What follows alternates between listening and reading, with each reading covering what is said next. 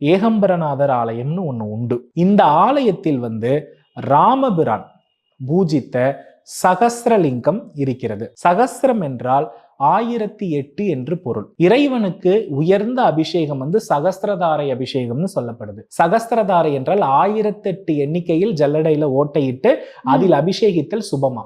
அதுல அபிஷேகம் செய்தால் வருணனுடைய பூரண அருள் கிடைக்குமா. சகஸ்ர நாமம் படித்தால் இறைவனுடைய பூரண அருள் கிடைக்குமா.